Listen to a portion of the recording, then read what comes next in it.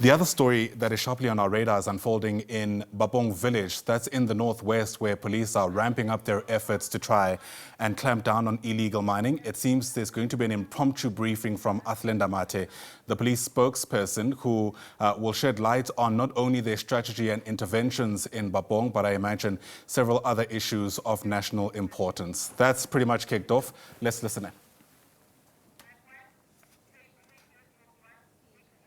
Crisscrossing the country, conducting oversight visits at the various safer festive operations. And I think since the start of our safer festive operations, more than 113,000 suspects have been arrested for various crimes across the country, ranging from murder, rape, and so on. In the last 7 days, we've had more than 20,000 of those suspects arrested. We've also seized 156 unlicensed and illegal firearms. We take this opportunity as the SAPS on behalf of the National Commissioner to congratulate Gauteng Police. I think they've had a lot on their hands with the latest breakthroughs in major cases, starting off with the Salisville murders, in which 25 people were shot, 12 were shot and killed, and 13 were taken to hospital for medical treatment. I can confirm that we have arrested one suspect in that particular case, a 32-year-old man. He is one of the 3 suspects that we had identified as persons of interest. Credit must be given to the Gauteng detectives, Gauteng tracking teams at Ridgeville Police Station, as well as the Limpopo tracking teams. Information was followed up on this particular suspect, in which he left Johannesburg, traveling over to Limpopo, and Gauteng Crime Intelligence shared that particular information with police officers in Limpopo. Limpopo tracking teams immediately mobilized their resources, and they identified the vehicle that this particular suspect was traveling in. They managed to corner the suspect at Shell Ultra City, just outside Polokwane, where he was found with an unlicensed firearm as well as 12 rounds of ammunition. So in Limpopo today, I can confirm before the Polokwane Magistrate Court that this particular suspect in the Salisville murder case, in the mass shooting, he is appearing before the Polokwane Magistrate Court on a charge of being in possession of unlawful firearms and as well as ammunition.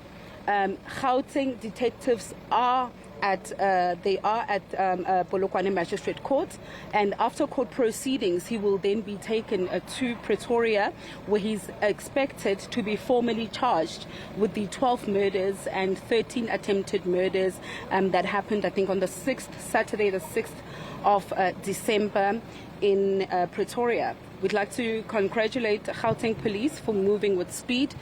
2 weeks, I think it was enough to gather the necessary evidence, collect necessary data that is required to ensure that we effect the arrest. On the Salisville case, we are still searching for 2 other suspects. You will recall that the National Commissioner and the Provincial Commissioner had indicated that we have 3 persons of interest in the Salisville matter. So we have arrested one of them, a 32-year-old suspect, who will appear in Pretoria on charges of murder and attempted murder. Moving on to the case of Tembisa, where a principal was murdered together with an admin clerk.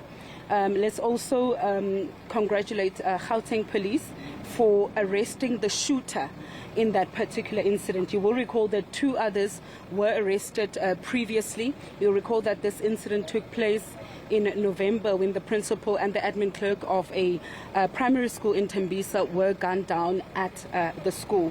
So credit must be given to the detectives, crime intelligence, that have been on the ground searching for the shooter. So there are a total of 3 people that have been arrested in that particular case. You will will recall that one of the staff members is amongst those that were arrested in this particular case.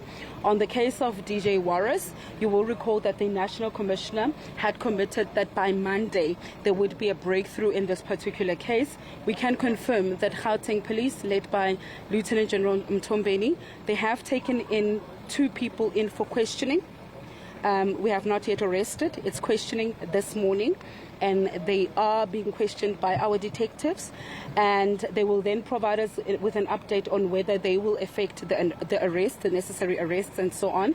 But for now, I can confirm that 2 people have been taken in for questioning on the DJ Warras case. So I think all credit, kudos must be given to Gauteng Police for working extra hard. They are under pressure, and I think they've put in and they've mobilized resources and the capacity, necessary capacity, to assist them in terms of their cases that concern, serious and violent crime, in relation to serious and violent crime. Yeah. I think that's it from us.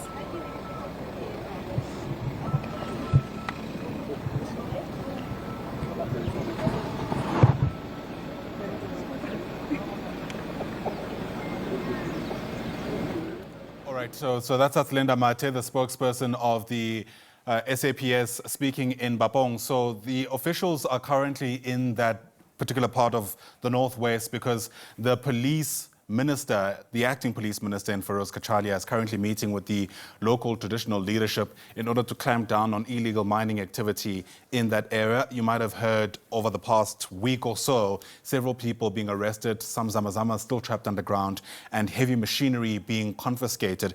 Whilst that meeting is ongoing, Mbalenhle Mthethwa has given us an update on several other ongoing investigations. And she started off by speaking about the Soulsville mass shooting in Pretoria, which took place, you might remember, earlier this month. 12 people gunned down in a hotel/bar in Soulsville. 13 others were wounded, and we're told now a 32-year-old man has been arrested in connection with that shooting. He was traced to Limpopo, where he was cornered by police and found with an unlicensed firearm and ammunition. And in fact, they're still searching, these are police, for 2 other suspects who may very well have been involved in that mass shooting. The other update we got is surrounding the killing of a Tembisa principal who was shot dead, you might remember, on school premises alongside an admin staffer. The person who pulled that trigger, we understand, has now been arrested.